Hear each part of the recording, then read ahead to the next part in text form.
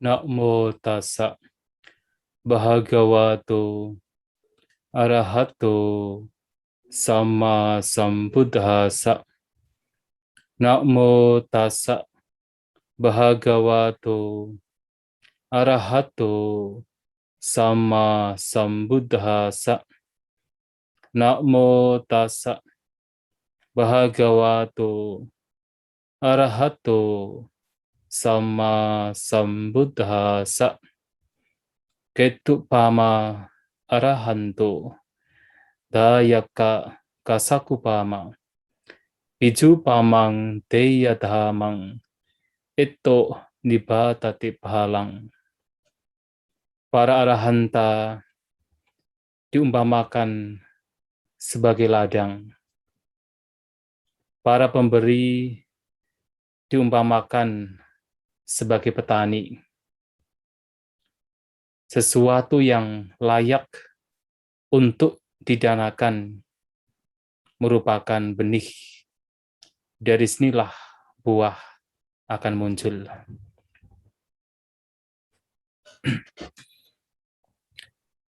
Yang termuliakan Bante Kemawirutera, kepada para Rama-Ramani, Bapak Ibu, Saudara-saudari sekalian, selamat malam semuanya. Terpujilah Sang Buddha, Namo Buddhaya.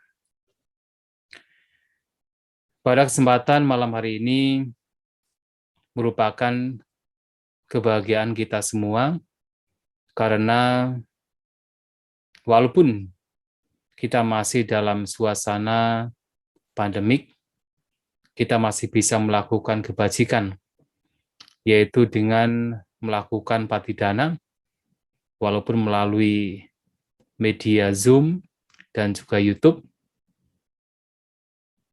tetapi tidak mengurangi kesakralan atau kekhidmatan dalam upacara patidana.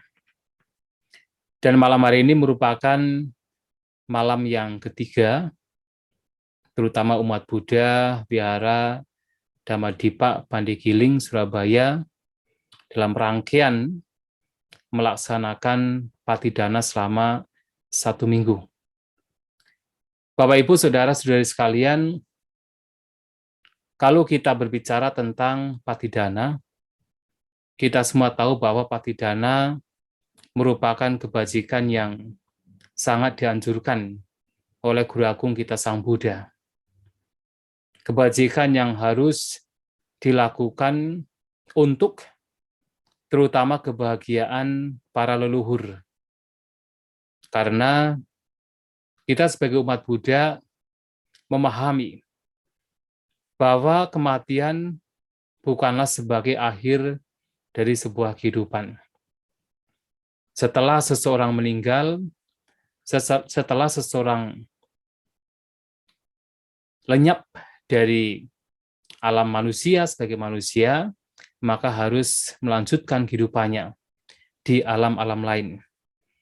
Dan karena hal itulah, maka sebagai keluarga yang masih hidup di alam ini masih memiliki satu kewajiban, yaitu melakukan patidana. Yang mana dalam patidana di sini seseorang diajak untuk melakukan kebajikan, apakah dengan berdana, atau dengan praktik sila, ataukah dengan bermeditasi, yang kemudian kebajikan yang dilakukan tersebut diarahkan mengatasnamakan keluarga atau mendiang yang telah tiada. Dan seandainya mendiang yang saat ini terlahir di alam yang barangkali kurang beruntung, akan dapat tertolong dengan melakukan patidana demikian. Tetapi walaupun seandainya keluarga kita ternyata kok sudah terlahir di alam yang bahagia, tentu itu harapan kita semua. Bukan berarti upacara patidana yang kita lakukan tidak memberikan manfaat. Patidana yang kita lakukan masih memberikan manfaat. Mengapa? Karena kebajikan yang kita lakukan itu adalah manfaat bagi kita masing-masing. Kita melakukan kebajikan dalam patidana ini akan memberikan manfaat bagi kita yang melakukan. Maka melakukan patidana akan memberikan manfaat baik bagi diri kita yang melakukan maupun bagi makhluk lain, leluhur, mendiang yang telah tiada. Bapak, Ibu, Saudara-saudari sekalian, kalau kita bicara tentang patidana, yang di sini berkaitan dengan yaitu peta, atau mereka yang terlahir di alam peta. Kita diingatkan kembali dengan yaitu salah satu teks yang di situ berisikan tentang peristiwa-peristiwa yang terjadi di alam peta. Dan ada satu sabda yang disampaikan oleh Sang Buddha di peta watu, yaitu teks yang terdapat dalam Kuttaka Nikaya. Di awal sekali buku ini, di awal sekali pustaka ini, Sang Buddha mengatakan, Ketu pama arahanto dayaka kasakupama. Biju pamang deya damang itu niba tati palang. Bahwasanya di sini Sang Buddha mengatakan bahwa para arahat diumpamakan seperti ladang. Sementara para pemberi diumpamakan seperti para petani.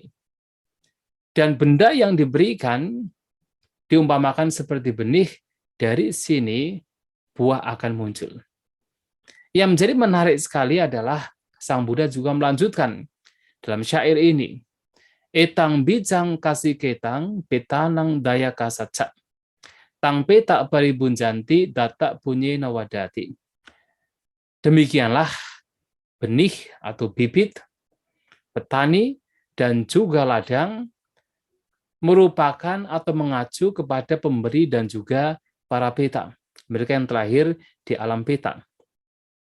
Sementara para peta akan menikmati pemberian tersebut dan para pemberi bertumbuh di dalam kebajikan. Nah, di sini menarik sekali karena latar belakang dari syair yang disampaikan oleh Sang Buddha ini memiliki sebuah cerita yang menarik yang bisa kita jadikan sebagai inspirasi. Walaupun ceritanya tidak berhubungan dengan mereka yang terlahir di alam peta, tetapi Sang Buddha mengumpamakan peristiwa demikian dengan mengaitkan yaitu para peta atau mereka yang telah meninggal mendiang yang mendapatkan manfaat dari para pemberi. Jadi dalam ceritanya pada zaman Sang Buddha dikatakan ketika Sang Buddha berada di wilayah Magadha di Veruwana, nah ada seorang yaitu kepala rumah tangga, satu keluarga yang memiliki banyak kekayaan. Karena memiliki banyak kekayaan, maka ia disebut sebagai Mahadana. Artinya orang yang kaya raya. Jadi Maha itu artinya besar, Dana itu adalah kekayaan. Orang yang punya banyak kekayaan. Orang yang super kaya. Nah, dia memiliki satu anak. Nah, ketika anaknya sudah mulai tumbuh, yang seharusnya harus yaitu dilatih di dalam sebuah keterampilan tertentu, tetapi mereka berpikir bahwasanya kekayaan yang mereka miliki ini sangat berlimpah. Seandainya anaknya, yang satu-satunya anak ini, setiap hari menghabiskan ribuan keping emas yang mereka miliki, dalam 100 tahun pun kekayaan mereka tidak akan habis. Maka mereka berpikir, daripada nanti anaknya menjadi capek, menjadi lelah, baik fisik maupun batin, ya sudah. Tidak usah diberi keterampilan, tidak usah disekolahkan. Toh kekayaannya itu banyak. Tidak akan habis kalau dimakan oleh anaknya ini. Nah, kemudian yang dia tahu karena tidak disekolahkan, tidak diberi keterampilan, maka anak ini hanya taunya apa? Taunya hanya apa? Berfoya-foya. Hanya berjudi, bermain, mabuk-mabukan, main perempuan, dan sebagainya. Hal-hal yang sifatnya adalah foya-foya. Dan ketika dia memiliki istri pun juga sama. Istrinya juga dari keluarga yang super kaya tetapi juga tidak pernah dididik, tidak pernah diberi keterampilan. Nah, sehingga mereka ini ya hanya berfoya-foya, bersenang-senang. Nah, pada suatu ketika kedua orang tua mereka meninggal. Karena mereka tidak punya keterampilan, keterampilannya hanya berfoya-foya, maka setiap hari hanya apa? Mabuk-mabukan, berjudi, main perempuan, dan teman-teman yang datang kepada mereka juga sama, orang-orang yang sama. Dan tidak lama kemudian, kekayaan yang ada di rumahnya habis. Ketika habis, apa yang mereka lakukan? Ya, cari hutang ke tempat lain. Nah, ketika tidak bisa membayar hutangnya, maka rumahnya, tanahnya, kekayaan lainnya juga dijual untuk membayar hutang. Ketika mereka masih muda, segala kekayaannya habis, tidak punya keterampilan, sehingga mereka harus mencari makanan dengan cara mengemis.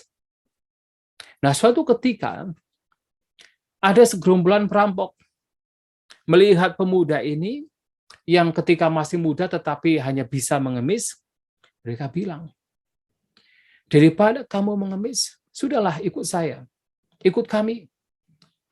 Kita ajari untuk merampok. Kamu masih punya fisik yang kuat, tangan yang kuat, kaki yang kuat. Sudah, kita ajari merampok, kita sama-sama merampok.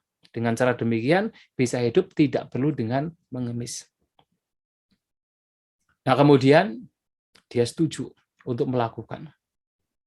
Suatu kali ketika mereka mau merampok di sebuah rumah, nah pemuda ini diberi satu gada atau satu pentungan. Kemudian kepala perampoknya bilang, pokoknya nanti kalau ada orang yang keluar dari rumah ini, dipukul saja sampai mati. Nah, dia menjaga pintu rumah sambil menunggu kalau ada orang yang keluar, nah dia pukul. Kemudian ketika mereka merampok, ternyata para pemilik rumah itu tahu ada para perampok. Nah, sehingga mereka mengejar para perampok, semua lari, kecuali pemuda ini yang membawa pentungan, tidak bisa lari. Ditangkap, kemudian diserahkan kepada petugas kerajaan, yang akhirnya kemudian dihukum. Dan dia akan dihukum mati dengan kepalanya dipenggal. Pada saat itu, ada seorang yang disebut sebagai bernama Sulasa. Sulasa ini adalah naga Sobini atau seorang pelacur. Dia melihat dari yaitu istananya, dari jendela, dari yaitu loteng atas, dari lantai atas, melihat ini ada seorang pemuda yang mau dihukum penggal kepala. Terus dia lihat. Nah, dia tahu, wah ini pemuda yang dulunya kaya raya, super kaya, tetapi kenapa sekarang nasibnya begitu tragis? Menjadi perampok, kemudian dia harus dihukum mati, dipenggal kepalanya. Nah, atas dasar kasih sayang, kemudian dia memberikan yaitu kue dan juga minuman untuk bisa dimakan oleh pemuda tersebut dengan pikiran, ya sebelum dia meninggal paling tidak mendapatkan makanan yang mewah pada waktu itu. Nah, kemudian pada waktu itu juga kebetulan Bante Mahamoggallana melihat ke seluruh dunia dan melihat siapa kira-kira pada hari ini yang bisa ditolong. Ternyata dalam batinnya terlihat, oh ternyata ada seorang pemuda yang tadinya super kaya, tapi kemudian tidak punya keterampilan, menjadi perampok, dan sekarang mau dipenggal. Dan beliau tahu, Bante Mahamoggallana tahu, bahwasanya kalau nanti misalnya di hari terakhir, pemuda ini bisa memberikan berdana makanan kepada seorang arahat, ini bisa menolong pemuda tersebut untuk tidak terlahir di alam yang tidak menguntungkan. Karena kalau pemuda ini tidak ditolong, bahwa selama hidupnya yang dilakukan adalah berbuat hal yang buruk, itu berbahaya sekali. Bisa terlahir di alam yang menderita. Maka Bante Mahamoggallana datang ke sana di pagi hari, kemudian berpindah patah. Nah, sesampainya di depan pemuda tersebut, kemudian berpindah patah, pemuda tersebut kemudian berpikir, untuk apa saya makan? Toh juga nanti akan meninggal. Lebih baik saya danakan ya kue tersebut dan juga minuman untuk Bante ini. Karena selama hidupnya dia pun tahu tidak ada satupun kebajikan yang pernah dia lakukan. Semua adalah hal yang buruk yang dia lakukan. Maka kesempatan, walaupun hanya sekali berbuat kebajikan untuk Bante ini, Bante Mahamoggallana. Dan ketika telah memberikan makanan dengan yaitu batin yang penuh dengan yaitu keyakinan Passana Cito, ya, dengan penuh keyakinan terhadap Bante Mahamoggallana, dan dia setelah itu dihukum dengan kepalanya dipenggal, dia meninggal. Dan ketika meninggal, dia terlahir sebagai Bhuma Dewata, sebagai dewa yang merupakan yaitu dewa bumi, yang dikatakan dalam kitab tersebut, terutama dalam kitab komentar, dia terlahir sebagai dewa yang berada di salah satu pohon beringin besar. Namaha Nigroda, ruka, jadi pohon beringin yang besar. Nah, dia menjadi dewa di sana. Nah, suatu kali, walaupun dia sudah menjadi dewa, nah kemudian suatu kali dia melihat Sulasa yang tadi saya sampaikan, yang dia memberikan makanan kepada pemuda tersebut sebelum terlahir sebagai dewa. Ketika melihat Sulasa, ternyata masih ada nafsu ragawi juga. Dibawanya Sulasa ke selama 1 minggu di alamnya. Barangkali ini yang juga menjadi cerita kenapa terkadang ada cerita yang mengatakan, oh ada seseorang yang dibawa oleh makhluk halus selama 3 hari 1 minggu. Nah ini juga terjadi di dalam, yaitu pada zaman Sang Buddha yang tertulis dalam kitab Ulasan Petawatu. Nah Sulasa ini dibawa di alam yaitu Bhuma Dewata tersebut, ya di alam yaitu pemuda tersebut yang terakhir sebagai dewa di daerah, di wilayah di mana ada pohon Nigroda atau pohon beringin, nah dibawa ke sana selama 1 minggu. Nah kemudian setelah 1 minggu, Sulasa bicara, bilang kepada dewa tersebut bahwasanya sudah 1 minggu dan minta untuk dikembalikan. Karena pasti khawatirnya orang tuanya, ibunya terutama akan mencari-cari. Dan betul, ibunya itu mencari ke sana kemari, anaknya hilang, menangis, tetapi tidak ada yang tahu. Maka mereka kemudian menyampaikan kepada dia untuk cobalah tanya kepada Bante Mahamoggallana. Barangkali Bante Mahamoggallana tahu di mana gerangan Sulasa anaknya. Bante Mahamoggallana tahu kalau Sulasa ini dibawa oleh yaitu dewa tersebut selama 1 minggu. Kemudian menyampaikan kepada Sang Buddha memberikan khutbah, dan disitulah kemudian Sulasa dan dewa tersebut yaitu mendatangi Sang Buddha. Dan menceritakan apa yang terjadi dari awal, yaitu dewa tersebut, dari awal dia sebagai anak yang super kaya, tidak punya keterampilan, hanya taunya berfoya-foya, sampai dia tidak bisa yaitu makan kecuali dengan cara mengemis, dan akhirnya menjadi perampok dan mendapatkan kesempatan untuk berdana kepada Bante Mahamoggallana, sehingga sebelum meninggal terlahir di alam dewa sebagai dewa yang berada di pohon beringin ya di situ. Nah, dari situlah kemudian Sang Buddha memberikan yaitu syair yang tadi saya sampaikan, yang mana bahwasanya para arahanta ini diumpamakan sebagai ladang. Dan para pemberi adalah perumpamaan para petani.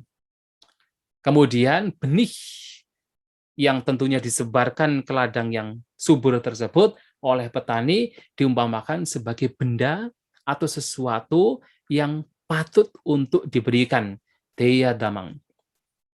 Nah, yang menarik di sini adalah kemudian Sang Buddha menyampaikan bahwa perumpamaan tersebut juga dikaitkan dengan yaitu para peta. Artinya di sini bahwasanya para pemberi yang memberikan makanan, minuman, atau apapun sesuatu yang patut untuk diberikan kepada ladang kebajikan, yang tidak lain adalah mereka para arahanta, itu yang akan kemudian dinikmati oleh para peta, tang peta paribunjanti. Dan sementara para peta ini menikmati pemberian yang itu adalah pelimpahan jasa, kebajikan yang dilakukan para pemberi kepada para arahanta. Nah, mereka akan menikmatinya, mereka akan ikut berbahagia dengan kebajikan tersebut. Sementara mereka berbahagia menikmati kebajikan tersebut, para pemberi juga kemudian tidak kehilangan sesuatu. Karena apa? Data bunyi nawadati. Para pemberi juga tumbuh di dalam kebajikan itu sendiri. Maka tadi saya sampaikan bahwa ketika orang memberi dalam upacara patidana, sebenarnya tidak ada yang kehilangan. Para peta juga menikmati, yang para pemberi juga bertumbuh di dalam kebajikan, berkembang di dalam kebajikan. Bahkan seandainya tidak ada peta yang menikmati, semua kerabat kita sudah terlahir semua di alam surga misalnya, tetap saja para pemberi, para dayaka juga telah melakukan kebajikan, bertumbuh di dalam kebajikan itu sendiri, yang tentu akan memberikan manfaat bagi diri sendiri. Nah, di sini kalau kita perhatikan apa yang disampaikan oleh Sang Buddha, maka sebenarnya dalam upacara patidana di sini akan menjadi ideal, akan memberikan manfaat yang besar karena 3 hal. Yang pertama adalah karena adanya ladang. Yang kedua, tentu karena adanya si pemberi. Dan yang ketiga, karena adanya benih. Nah, ladang kebajikan, benih yang ditabur, yaitu benda-benda yang diberikan, dan juga ada si pemberi.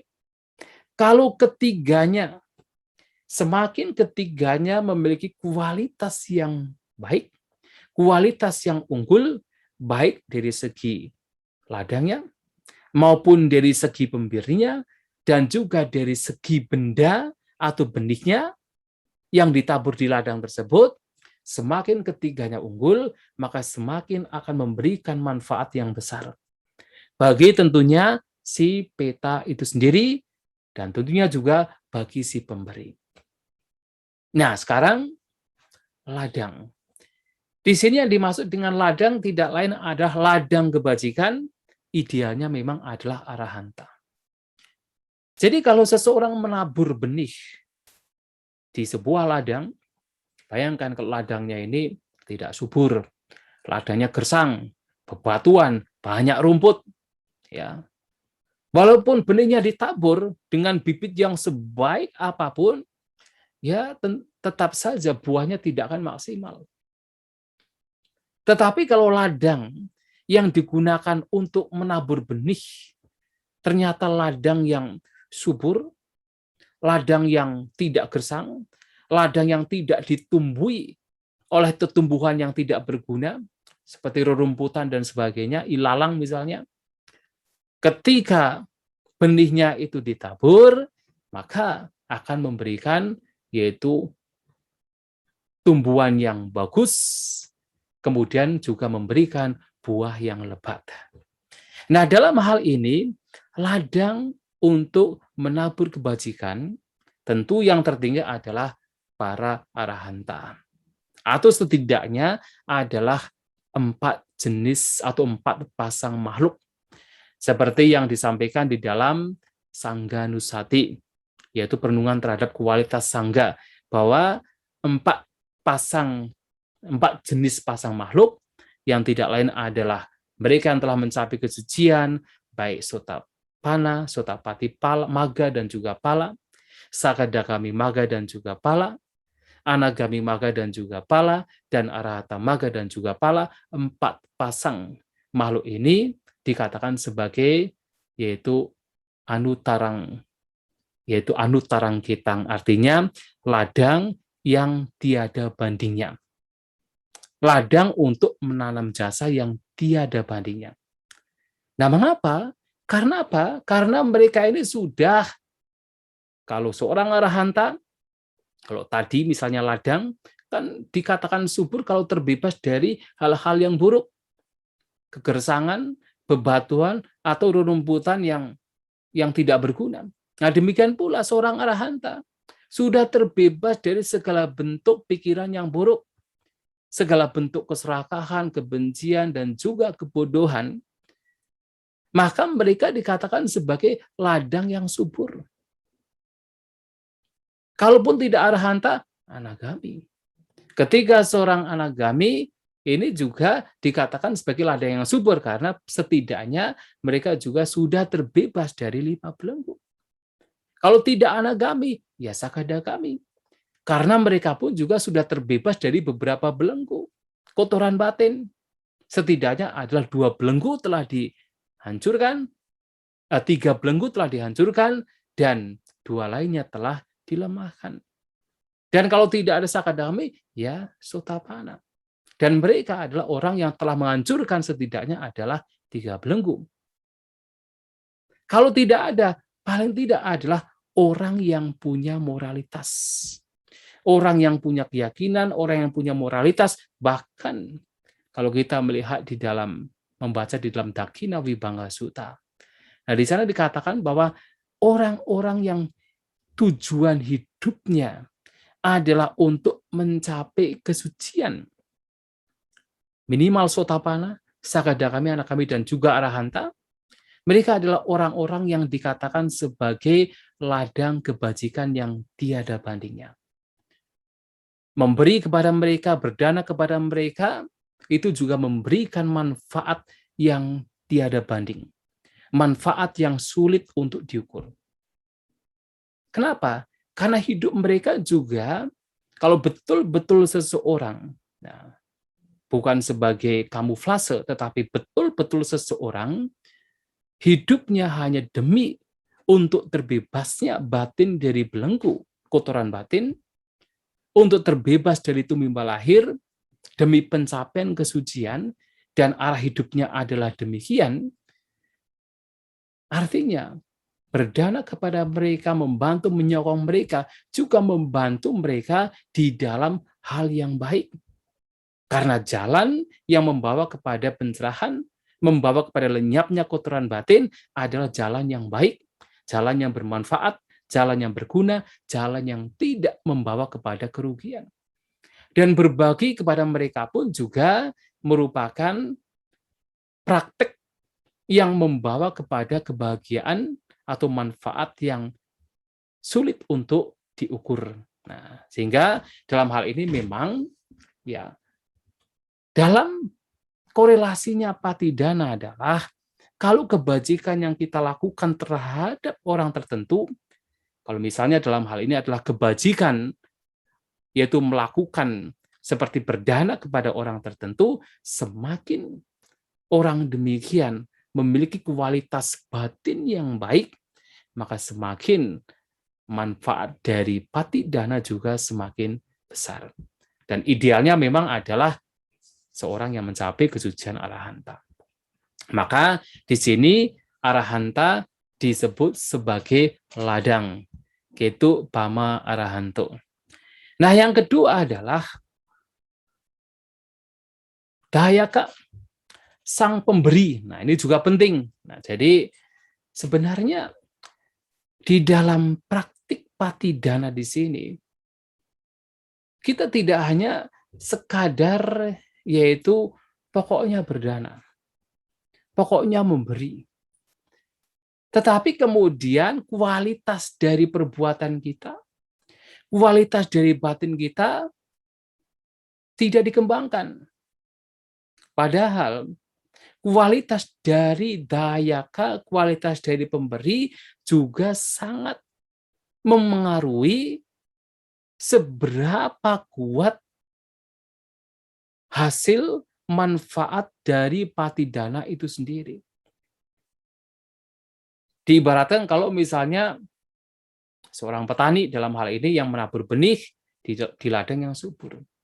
Walaupun ladangnya itu subur, walaupun ladangnya ini tidak bebatuan, tidak gersang, tidak ditumbuhi oleh tumbuhan yang tidak berguna. Ladang itu subur, tetapi kalau petaninya ini tidak punya kemahiran, petaninya ini tidak bisa merawat tumbuhan yang telah ditabur, tidak tahu musim yang tepat, tidak tahu bahwa ini adalah tumbuhan yang berguna, ini yang tidak berguna, tidak tahu kapan untuk memberikan pupuk, tidak tahu kapan untuk yaitu memberikan air pada bibit tersebut. Airnya terlalu banyak, pupuknya terlalu banyak, atau terlalu sedikit, airnya terlalu sedikit. Ya sesubur apapun ladang tersebut, karena petaninya kurang terampil, tidak punya keterampilan di dalam bertani, ya hasilnya juga tidak akan maksimal. Maka petani di sini juga harus terampil. Nah, dalam hal ini, kualitas dari si pemberi, atau dalam hal ini adalah kualitas dari yang berdana, yang melakukan kebajikan, itu juga memengaruhi kekuatan dari pati dana tersebut. Oleh sebab itu, kalau kita perhatikan, yaitu di dalam salah satu khotbah, yaitu Akang Kea Suta. Khotbah di dalam Majjhima Nikaya. Di sana Sang Buddha menyampaikan kepada para siswa beliau, para biku. Beliau mengatakan, kalau seorang biku ingin supaya para leluhur ketika mengingat biku tersebut, kemudian mendapatkan manfaat yang besar, buah yang besar, maka biku tersebut harus mempraktikkan sila, memurnikan silanya. Biku tersebut harus mengembangkan samatha, ketenangan. Biku tersebut tidak meninggalkan meditasinya. Biku tersebut juga harus mengembangkan vipassana. Kalau kita rangkum, setidaknya kalau seorang biku ingin agar para leluhur ketika mengingat dia, leluhur tersebut mendapatkan manfaat yang besar, buah yang besar, maka biku tersebut harus mempraktikkan sila dengan baik, mengembangkan samadhi dengan baik, karena samatha itu identik sekali dengan samadhi, dan juga mengembangkan panya dengan baik, kebijaksanaan dengan baik. Karena vipassana identik dengan kebijaksanaan. Maka sila, samadhi, dan panya harus dikembangkan. Agar apa? Agar ketika seseorang yaitu melakukan patidana misalnya dalam hal ini, nah mereka para peta, kerabat leluhur yang telah terlahir di alam lain sebagai peta mengingat, oh keluarga saya yang masih hidup punya moral yang baik, punya sila yang baik, punya keterangan batin yang baik, punya kebijaksanaan yang baik, maka mereka akan menjadi berbahagia, lebih berbahagia. Ya seperti kita misalnya. Nah kalau kita misalnya melihat ada seseorang yang kita kenal sedang berdana, apakah berdana kepada wihara, berdana kepada siapa yang membutuhkan. Tetapi dalam keseharian sebenarnya kita juga tahu bahwa orang demikian sebenarnya tidak punya moral yang baik. Orang demikian sebenarnya perilakunya itu tidak terkendali. Kita bisa berpikir ketika melihat orang tersebut berdana, paling-paling dia juga pamer kok. Jadi tidak ikut berbahagia.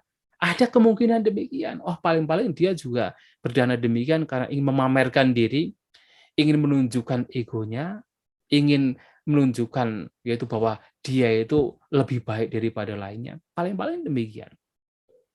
Nah, tetapi berbeda ketika kita melihat ada seseorang yang memang dalam kesehariannya itu punya perilaku yang baik. Silanya baik, suka meditasi.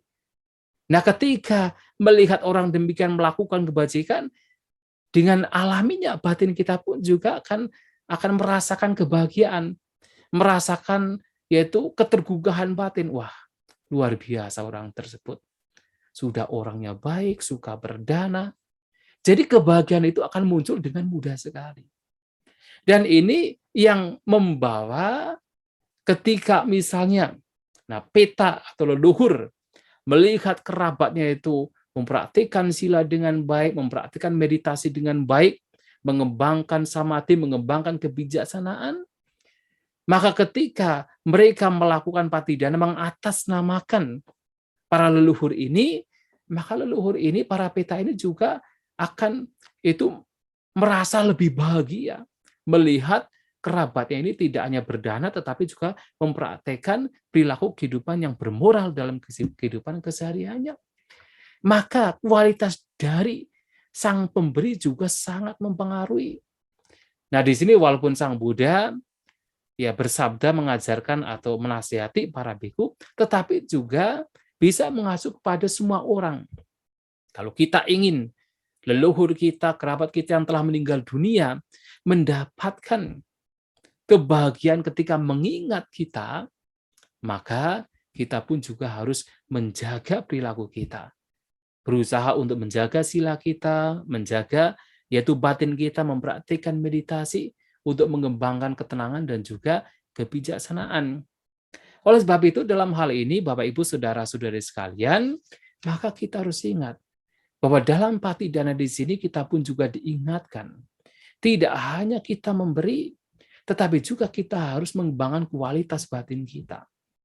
Kalau tadi Sang Buddha mengatakan setidaknya sila samadhi dan panya harus dikembangkan, maka kita, ya Anda sekalian sebagai berumah tangga yang dalam hal ini sedang melakukan upacara patidana, ya berusaha untuk mempraktikkan sila dengan baik.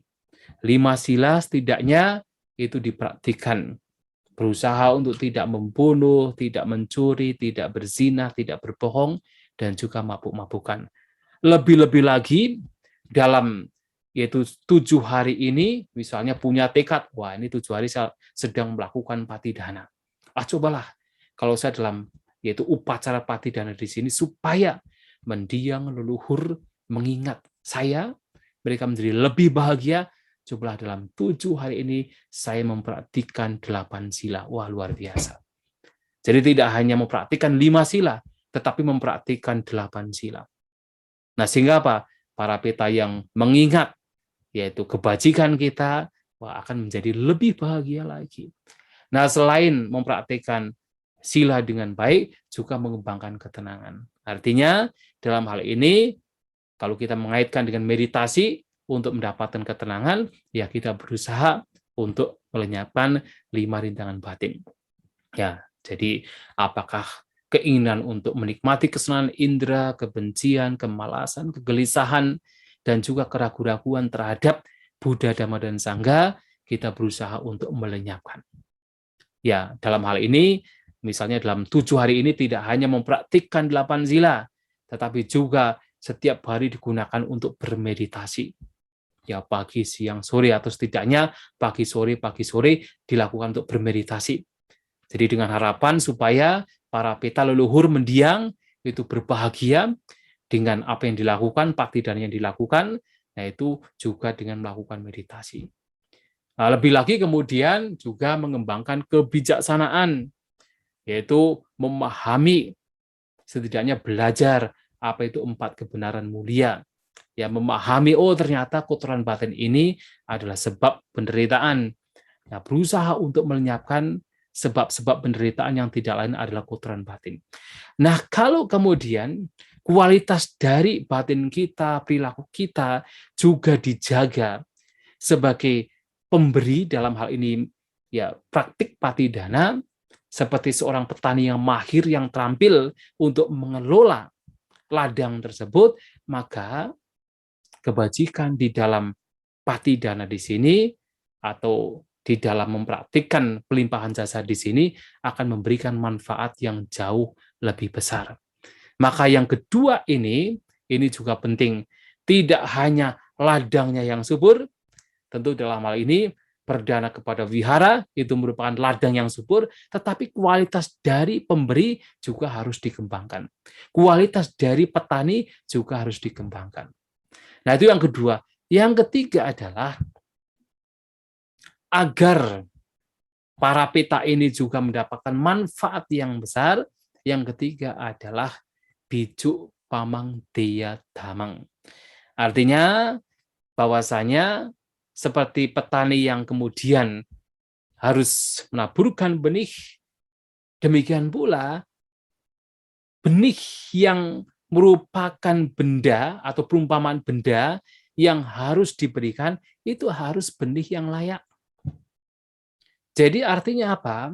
Kalaupun seandainya, wah, ladangnya sudah subur.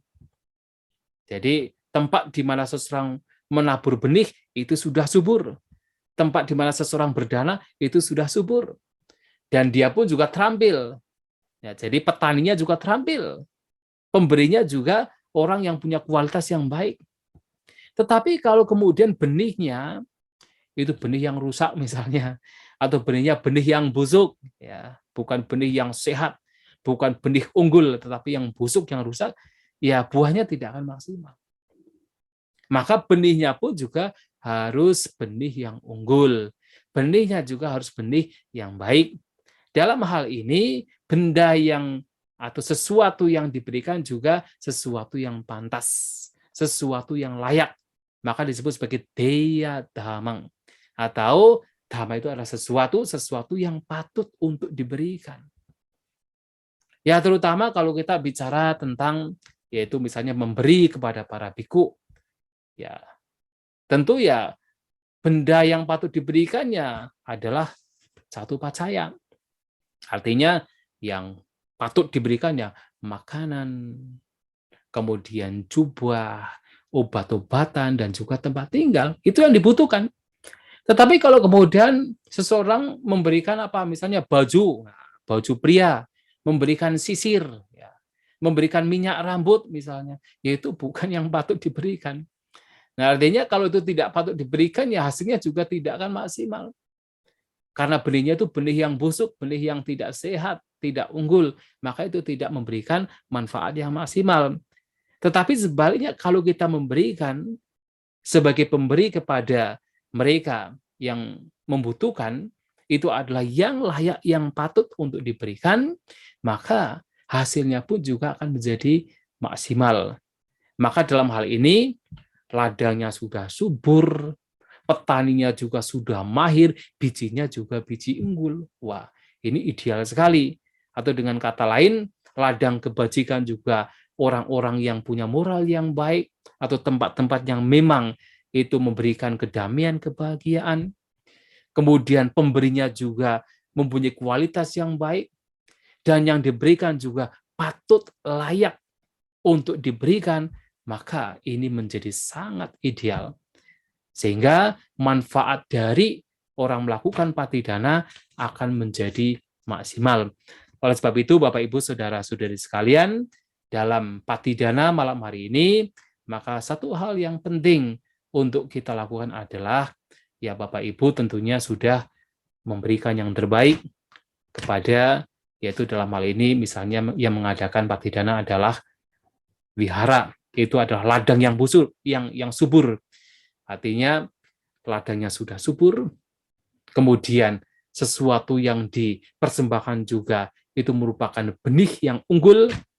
Nah, yang tidak juga jangan dilupakan adalah kualitas batin dari yang memberi.